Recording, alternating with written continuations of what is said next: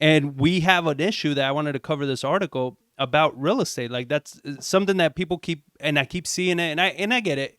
They use it as a form of clickbait, right? Where it's if we put this out, people are gonna watch our videos and stuff like that. So they keep calling for a real estate crash.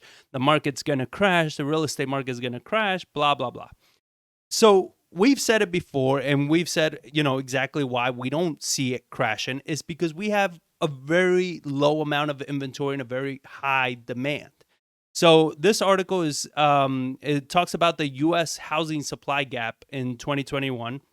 So the gap between single-family home constructions and household formations grew from 3.84 million homes at the beginning of 2019 to 5.8 million homes at the end of 2021. Okay, so explain that real quick. So the difference exactly. Closing numbers. So the difference is that household formations is pretty much people that are coming into the market to buy houses. So families, people getting married, families growing, people having kids, people moving out of their parents' house. So it's people that are going to be coming into the market to buy homes. So that rose tremendously. So it went from buyers entering the market. Pretty much, exactly. Okay, so which drives down supply. Exactly. So, and we had a supply in 2019 of we were undersupplied by 3.84 million homes. And then in 2021 it grew to 5 million. Yeah, the supply shortage grew to 5.8 million homes. It grew by 2 million homes. Exactly. Okay. So that means that we have less homes than we need. We have 5.8 million homes less than what we need, right? So at the 5-year average rate of housing starts and household formation, the gap would only widen. Assuming household formation continues at its current 5-year average, the average rate of home completion would have to triple to close the gap in home completions and household formations in 5 to 6 years. Yeah. So the rate that they're building houses has to triple, and it will still take 5 to 6 years before we close that gap if everything keeps at its current pace. So, I mean, that alone is already insane because we see that. I mean, that is a good thing. That is a good thing for the real estate market as far as having a floor of how far it can drop. Because we are short all these people. But it would look at it this way. In recessions, do divorces increase or decrease? They increase. Which means families separating. Yeah. Now, do people in a recession decide, do marriages increase or decrease? I assume they decrease. Exactly. That's household formations slowing down. Do people have less kids? Or doubling. I was like, because now you have the husband and the wife looking for a home. Oh, they move. Yeah, they might move to an apartment or move in with a family member or whatever, but it's not the household formation kind of thing. Usually they don't move in with family members unless they really have to. But most people that they've been living on their own, they're going to find another place to live on their own. But then they can't afford, they don't have two incomes anymore and they can't afford something. And if they're housing, they have to. Oh, my point is like, yes, we look at the stats, then that's great. Mm-hmm. But in a recession, those numbers drastically drop because it's looking at if everything was fine the way it is now and everything's going the way it is, it's going to continue to increase. I remember watching things talking about 2020. Oh, it's going to be a great year for real estate. Everything's going to be awesome. It's going to be fine until this one thing happened and everything fell. I mean, the economy went into turmoil. Mm-hmm. I was like, yeah, everything's rosy looking into the future, but I am not saying that any of these. Kids. I'm not saying that any of these numbers are rosy. To me, this is a problem. Like this is not, a good thing. My biggest problem is like when you see prices increasing like this, and you see these shortages, and you see like it brings in politicians to create laws around it because it created such a problem for the masses that forces politicians to do something. Mm-hmm. So when you see real estate prices increasing at 20% for the past 2 years in a row, like that can't continue. And that will bring some form of legislation in there to try to solve that problem. And with these massive shortages, they're like, okay, what can we do to help solve the problem? And like, well, anytime you step into things, it causes more issues. The reason they're so short in housing is like it takes so goddamn long to build a house. Because I was just talking to an inspector yesterday at one of our new builds. He's like, they're undersupplied by 15 inspectors. They're bringing in their strike forces as no longer trying to find people violating permits. They're helping them just do inspections at new construction, just trying to get inventory onto the market. My goodness. And it's like, because of those delays. Like if they need to deregulate those things. Is that a message out to bad flippers who start doing shady shit on the weekends? Well, people still can report you, Yeah. for sure.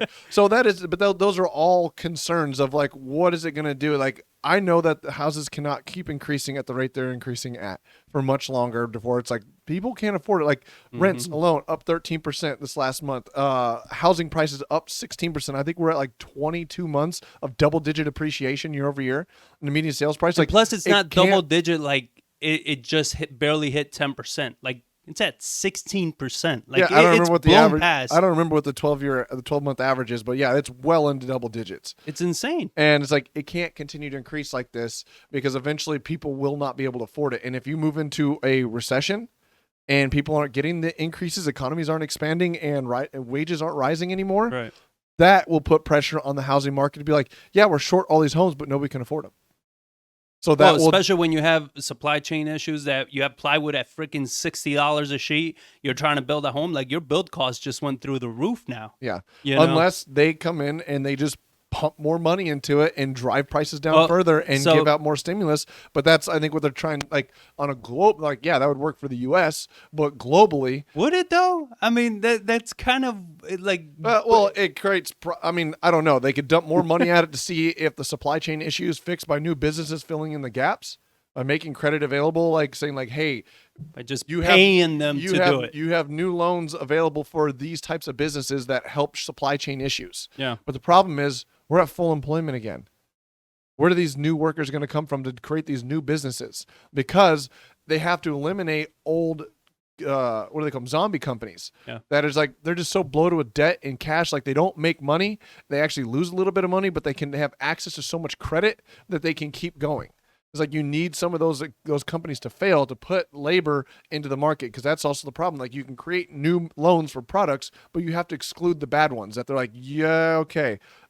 You don't qualify for loans anymore or these cheap loans because you're just not good, and we need to let you fail, because then that could supply all these new employers or employees to go start new businesses. Right. But when you dump so much money into the economy and make credit so easily available, that allows these bad companies, these bad actors, you hear them all the time of like these companies raising hundreds of $millions for something. You're like, what? Mm-hmm.